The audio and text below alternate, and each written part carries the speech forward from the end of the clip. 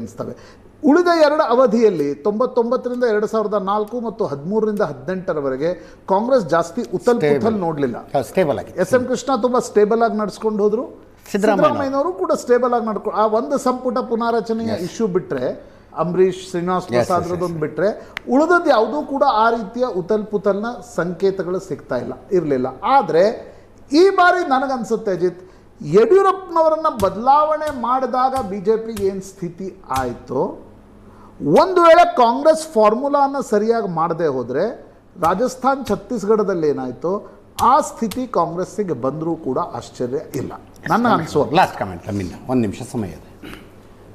ಕುಂಭಮೇಳದ ಪ್ರಸ್ತಾಪ ಮಾಡಿದರೆ ಒಂದೇ ಸೆಂಟೆನ್ಸಲ್ಲಿ ಹೇಳ್ತೀನಿ. ಕುಂಭಮೇಳ ಯಾವುದೇ ಸಮುದಾಯಕ್ಕೆ ಅಥವಾ ಯಾವುದೇ ಒಂದು ಪಾರ್ಟಿಗೆ ಸೀಮಿತವಾಗಿ ಇಲ್ಲ. ಈ ಕುಂಭಮೇಳ ಬಿಟ್ಟು ಹಿಂದಕ್ಕೆ ಹೋದರೆ ಎಲ್ಲ ಕುಂಭಮೇಳಗಳು ಕಾಂಗ್ರೆಸ್ ಸರ್ಕಾರದ ಅವಧಿಯಲ್ಲಿ ಆಗಿರ್ತಕ್ಕಂಥದ್ದು. ಮತ್ತು ನಾವು ಯಾರೋ ಬಿ ಜೆ ಪಿಯವ್ರಿಗೆ ಹಿಂದುತ್ವ ಬಿಟ್ಕೊಟ್ಟಿಲ್ಲ. ಮಲ್ಲಿಕಾರ್ಜುನ್ ಖರ್ಗೆ ಅವರಾಗಲಿ, ಡಿ ಕೆ ಶಿವಕುಮಾರ್ ಆಗಲಿ, ಸಿದ್ದರಾಮಯ್ಯರಾಗಲಿ, ನಾನಾಗಲಿ, ನಾವೆಲ್ಲ ಹಿಂದೂಗಳೇ. ನಮ್ಮ ಆಚರಣೆಗೆ ಯಾರೂ ಪರ್ಮಿಷನ್ ಲೈಸೆನ್ಸ್ ಬೇಕಿಲ್ಲ.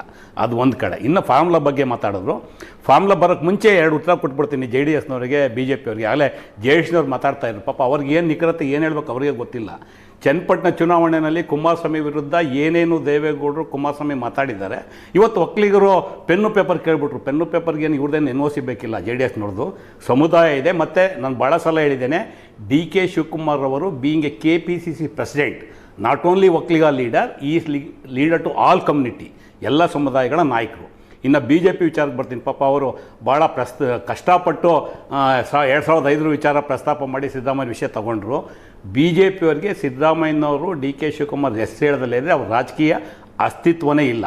ಪಾಪ ಈಗ ಭಾಳ ಪ್ರೀತಿ ಬಂದುಬಿಟ್ಟಿದೆ ಡಿ ಕೆ ಶಿವಕುಮಾರ್ ಮೇಲೆ. ಗುಜರಾತಲ್ಲಿ ಆದಂಥ ರಾಜ್ಯಸಭಾ ಚುನಾವಣೆಯನ್ನು ಇಟ್ಕೊಂಡು ಅಹಮದ್ ಪಟೇಲ್ ಅವರಿಗೆ ಬೆಂಬಲ ಕೊಟ್ಟರು ಅನ್ನೋ ಒಂದೇ ಕಾರಣಕ್ಕೆ ಡಿ ಕೆ ಶಿವಕುಮಾರ್ನವ್ರನ್ನ ತಿಹಾರ್ ಜೈಲಿಗೆ ಕಳಿಸಿದಂಥ ಕೀರ್ತಿ ಬಿ ಜೆ ಪಿಗೆ ಸಲ್ಲುತ್ತೆ. ಪಾಪ ಇವತ್ತು ಅವ್ರು ಗುಂಪು ಕಾರ್ಯಕ್ಕೆ ಹುಡುಕೋಕೊಟ್ಟಿದ್ದಾರೆ. ಅದು ಒಂದು ಕಡೆ.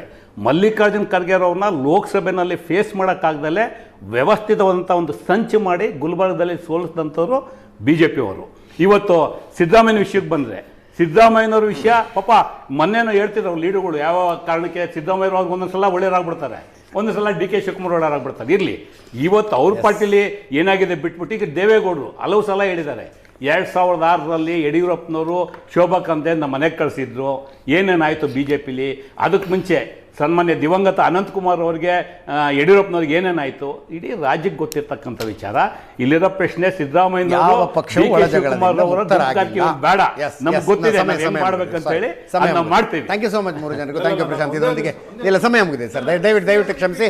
ಇದರೊಂದಿಗೆ ಇವತ್ತಿನ ಲೆಫ್ಟ್ ರೈಟ್ ಆ್ಯಂಡ್ ಸೆಂಟರ್ ಮುಗಿಸ್ತಾ ಇದ್ದೀನಿ. ನೇರ ದಿಟ್ಟ ನಿರಂತರ ಸುದ್ದಿಗಾಗಿ ನೋಡ್ತಾ ಇರಿ ಏಷ್ಯಾನೆಟ್ ಸುವರ್ಣ ನ್ಯೂಸ್.